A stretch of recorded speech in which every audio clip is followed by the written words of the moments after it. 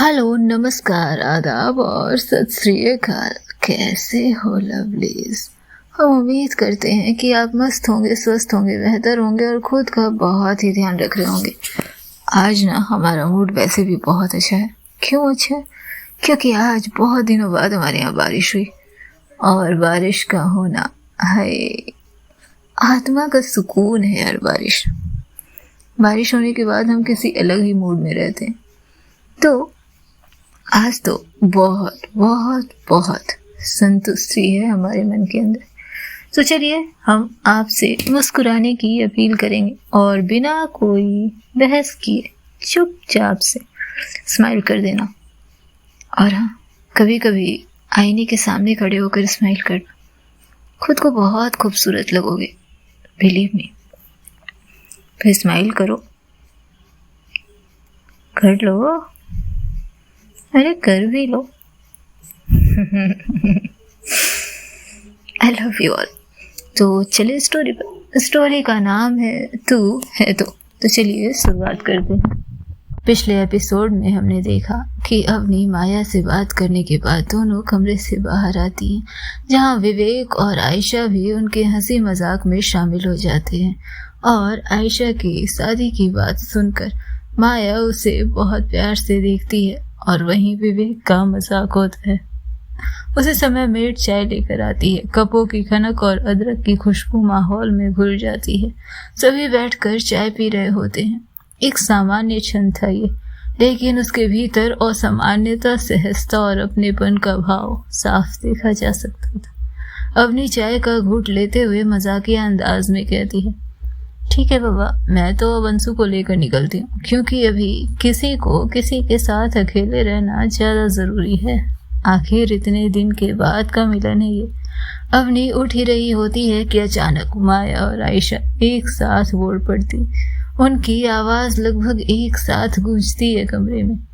बिल्कुल नहीं, अंशु हमारे साथ ही रहेगा। और इसके साथ ही माया और आयशा एक दूसरे को देखते हैं।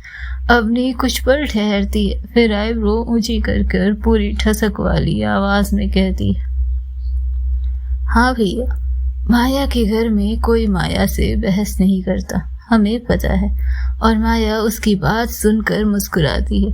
इससे पहले कि माहौल फिर से गंभीर हो, आयशा धीरे से अपने आप से कहती है, पर मैं तो करती हूँ। और इसके साथ ही सभी ठटक कर हंस पड़ते हैं। पूरे कमरे में हंसी फूट पड़ती है। हवा अचानक से हल्की हो जाती है और आयशा सबकी तरफ देखती है। उसे लगा था कि उसने ये बात मन में कही थी, लेकिन उसकी आवाज गूंजते ही उसका चेहरा शर्म से लाल हो जाता है और माया उसे अजीब नजरों से देख रही थी। और उस घर की हवा इतनी हल्की थी कि ये भरोसा हर किसी को हो गया था कि इस घर की चुप्पियां अब सिर्फ माया की तो नहीं रहने वाली है। इस घर की हुकूमत में अब आयशा का बराबर का योगदान होना बाकी है। इसके साथ ही कुछ देर बातें कर अवनी और विवेक दोनों से विदा लेते हैं और निकल जाते हैं। धीरे धीरे रात अपनी सीमाएं लांघ रहा था। सन्नाटा बाहर पसरा हुआ था, लेकिन भीतर का माहौल एकदम अलग। खाने की खुशबू, बर्तनों की हल्की खनक और अंशु की खिलखिलाती हंसी हवा में घुल रही थी। माया अंशु को अपने गोद के पास खींचती है, प्यार में उसका सर सहलाती है और निवाले बनाकर उसके मुंह में डालती है। बीच बीच में कहानियां सुनाते हो, कभी राजा रानी की, कभी किसी जादुई पंछी की और कभी किसी धार्मिक कथा की। अंशु आंखें फैलाकर सुनता जाता है और साथ ही हंसता भी है। दूर बैठी आयशा प्लेट पर हाथ रखे बस चुपचाप इस मनोरम दृश्य को देख रही थी। आंखों में हल्की नमी और मन में एक अनकहा भाव। माया चाहे कितनी भी कठोर बने, चाहे कितनी भी दीवार खड़ी करे, पर जब प्रेम देने की बारी आती है तो कोई उसकी बराबरी नहीं कर सकता। यही तो उसकी सबसे बड़ी खासियत है। शायद यही खुदा का करिश्मा है कि उसके भीतर इतना प्रेम भर दिया कि पूरी दुनिया मिलकर भी उसे उतना प्रेम लौटा नहीं सकती। माया अंशु को खाना खिलाती, फिर उसके गालों पर लगे खाने के दाने अपनी उंगलियों से साफ करती, उसके मुंह पर रुमाल फेरती, आवाज में हल्की सख्ती, लेकिन भीतर जैसे सिर्फ ममता के भाव। अंशु, अब कमरे में जाएंगे आप, चुपचाप बिस्तर पर लेट जाना, मासी अभी आ रही है। और हाँ, कमरे में किसी भी तरह की कोई बदमाशी नहीं करेंगे आप, वरना पता है ना मासी क्या करेगी। हाँ, मासी कुछ नहीं करेगी, मासी बस मुझे लेगी, कमरे से बाहर करेगी, कुछ देर मुझे बाहर खड़ी रखेगी और अपने गेट के पास चुपचाप से बैठी रहेगी, जैसे उन्हें पता ही नहीं है कि अंशु द ग्रेट को सब कुछ पता होता है। और माया उसे आईब्रो चढ़ाकर देखती है और वो चुपचाप से जा रहा हूँ, चुपचाप रेस्ट करूँगा। और इतना कहते ही वो आयशा के पास आता है। फ्रेंड, इनका गुस्सा खत्म करके इन्हें लेकर आना, मैं तब तक कमरे में रेस्ट करता हूँ, ठीक है। और आयशा उसके गालों को चूमते हुए कहती है, ओके बॉस, ठीक है। अंशु भोली नज़र से ऊपर देखता है और फिर अचानक से माया की तरफ घूम जाता है।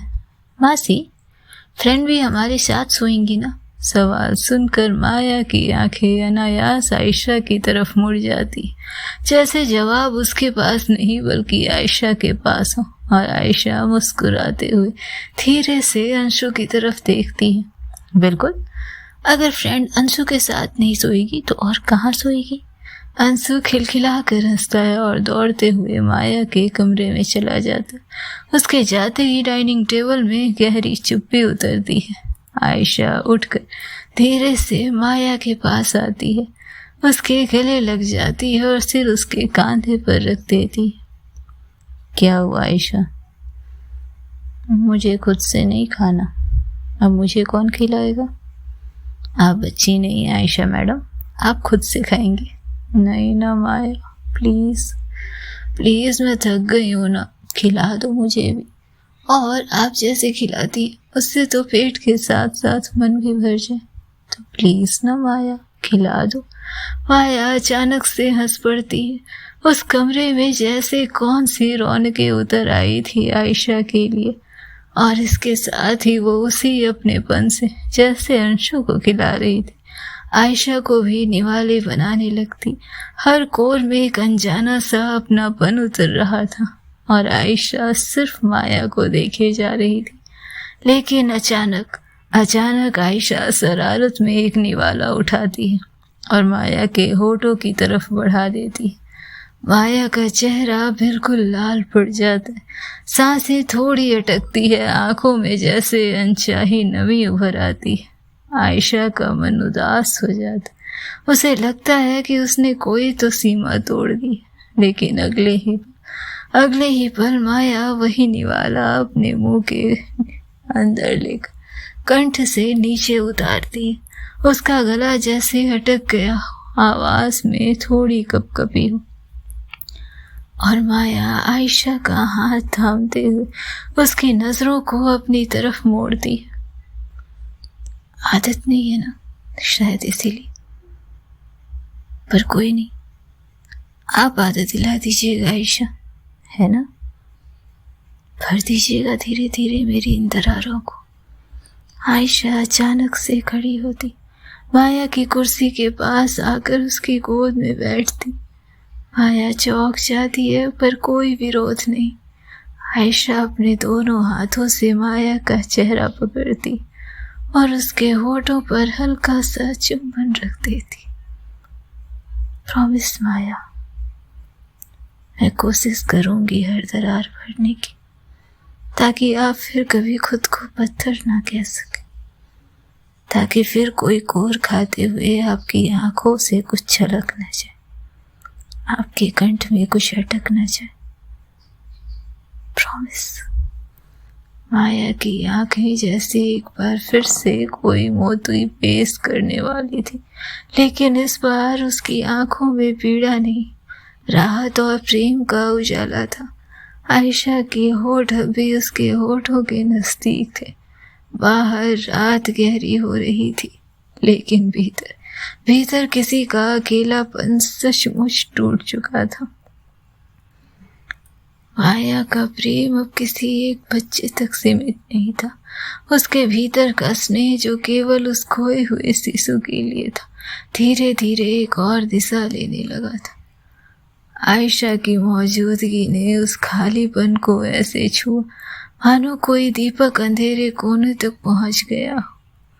माया की आंखों में वही ममता छलक उठती थी जो एक माँ की होती। आयशा की थकान पर उसके लिए चुपचाप चाय बना देना, उसके हर हरकत पर उसे डांट लगाना, प्यार से समझाना, उसकी केयर करना, जैसे माया का ये सब करना आयशा के लिए किसी राहत से कम नहीं था।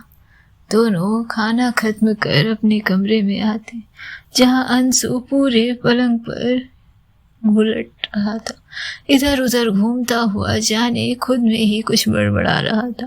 और जैसे ही आयशा आकर उसके बगल में लेटती है, अंशु उसे देखता है। फ्रेंड, एक बात पूछूं? हाँ पूछो। ऊपर आसमान में इतने तारे क्यों हैं और सब चमकते क्यों रहते हैं? कोई भी एक तारा डिम क्यों नहीं होता? माया ने धीरे से उसकी पेशानी पर हाथ फेरा, मुस्कुराई और आयशा की तरफ देखते हुए कहा, दीजिए जवाब मैडम। आसमान में इतने तारे क्यों हैं और सब चमकते क्यों रहते हैं?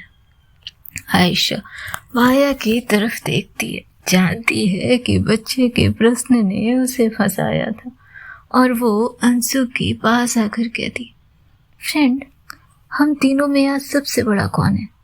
मासी, हम तीनों में सबसे इंटेलिजेंट कौन है? मैं। लेकिन ऐसे इन सब आंसर के लिए सबसे इंटेलिजेंट कौन है, समझो ना। मासी, तो सवाल किससे होने चाहिए? मासी से। अच्छा हाँ, तो बताओ मासी, आसमान में इतने तारे क्यों हैं, सब चमकते क्यों रहते हैं?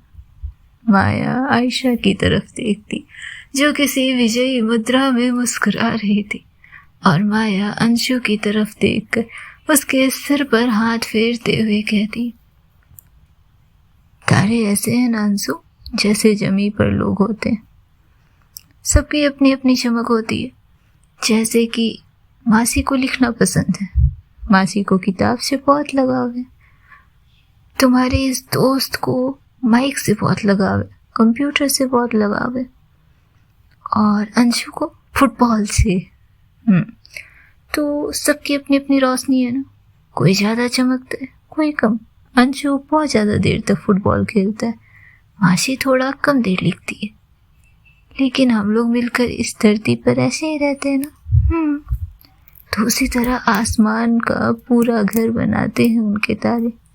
जैसे धरती पर हम लोग हैं ना, आसमान के पास उनके अपने लोग होते हैं जिन्हें हम तारे कहते हैं। और अगर एक भी तारा कम हो जाए ना अंशु, तो आसमान को बहुत दुख होता है, बहुत अधूरा अधूरा लगता है। तो आसमान भी रोता है। रोता तो होगा। अंशु ने आंखें बड़ी की, होठों पर जैसे उदासी छा गई थी। मतलब मैं भी एक तारा हूँ?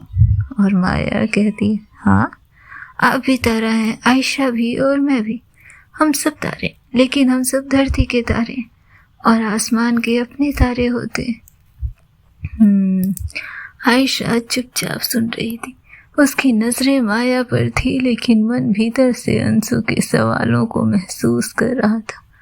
थोड़ी देर सोचने के बाद अंशु फिर से पूछता है, माया, अगर मैं पूछूं कि भूत सच में होते हैं क्या, तो क्या सच में भूत होते हैं? तुमने मुझे माया कहा। मासी मासी। अंशु, दोबारा अगर तुमने मुझे, नहीं कहूँगा, वो तो ये दोस्त बार बार बोलती है, इस वजह से मेरे मुंह से निकल जाता है ना। हाँ, तो अपनी दोस्त को भी बोलो कि मुझे ये ना कहे। तो फिर क्या कहें? वो खुद डिसाइड करेगी। लेकिन तुम क्या पूछ रहे थे? भूत सच में होते हैं? तुम्हें क्या लगता है? मुझे तो लगता है होते हैं। मैं बहुत डर जाता हूँ कभी कभी। और तुम्हारी फ्रेंड को क्या लगता है? मुझे भी लगता है होते हैं। और वो आयशा अंशु की तरफ देखती है। अंशु उसे हाई फाइव करता है। तभी माया कहती है, हाँ अंशु, भूत होते हैं, लेकिन पता है भूत आपको परेशान भी कर सकते और आपको अपने जीवन में सबसे ज़्यादा उस जगह पर पहुंचा सकते हैं जहां आप सिर्फ अवार्ड्स पे अवार्ड्स जीतो। कैसे? भूत तो निगेटिव होते हैं ना। किसने कहा भूत निगेटिव होते हैं? तुम्हें पता है भूत क्या है? क्या है? भूत डर है। और पता है, जीवन में थोड़े डर का होना अच्छा है। थोड़ा डर हमें जीवन में हर चीज़ से सतर्क करता है, हमें गलत रास्ते पर जाने से रोकता है, हमें जीवन में सक्सेस वाली मार्ग पर ले जाता है। जैसे अगर गड्ढे हो और अंशु को दिखाई दे रहा हो कि वहाँ गड्ढे हैं, तो अंशु के अंदर डर आता है ना कि अगर मैं इस गड्ढे के पास गया तो गड्ढे में गिर जाऊंगा। हाँ, वो भूत है। लेकिन जब वो भूत आपको पहले नजर आ जाता है तो आप गड्ढे के साइड से निकलते हो ना, तो वहाँ पर भूत आपके लिए क्या हुआ? फ्रेंड। और जब अंशु बहुत ज़्यादा डर जाता है कि नहीं वहाँ गड्ढा है, अब तो हम बच ही नहीं पाएंगे, ये गड्ढा तो हमको अपने अंदर ले लेगा, ये गड्ढा तो मेरे लिए ही बना हुआ है, तो फिर वहाँ पर वो भूत आपको क्या कर रहा है? वो तो मुझे बहुत डरा रहा है। और इस डर में अंशु कोई भी डिसीजन नहीं ले पा रहा और वो उसी गड्ढे को देखते हुए उसकी तरफ आगे बढ़ रहा है। तो फिर क्या होगा अंशु? अंशु गड्ढे में गिर जाएगा। तो यहाँ पर भूत क्या हो गया बेटा? वो तो फ्रेंड नहीं हुआ ना मासी। तो अगर हम डर को बहुत ज़्यादा सोचते हैं, सिर्फ सोचते हैं, कोई डिसीजन नहीं लेते हैं ना बेटा, तो वो हमारे फ्रेंड नहीं होते। लेकिन अगर हम डर को समझ कर उसका डिसीजन ले लेते हैं और खुद को संभाल लेते हैं तो वो डर क्या हो जाता है? फ्रेंड हो जाता है। तो भूत हमारे लिए अच्छे भी हैं और बुरे भी, है ना? तो हमें भूत का क्या करना चाहिए? बस अगर कभी भूत या डर दिखाई दे तो हमें तुरंत सोचना चाहिए कि अगर हमें डर लग रहा है तो हमें उस जगह पर नहीं जाना चाहिए, हमें उस जगह से थोड़ी दूरी रखनी चाहिए। अगर हमें किसी इंसान से डर लग रहा है तो हमें उससे थोड़ा सा दूर रहना चाहिए और फिर उसे देखना चाहिए। फिर अगर वो इंसान अच्छा हुआ और हमारा डर खत्म हो गया तो फिर उस इंसान के पास चले जाना चाहिए, है ना? हाँ, तो अब समझ में आया? हाँ। तभी अंशु आयशा की तरफ घूमता है। फ्रेंड, तुम माया मासी के पास क्यों रहती हो?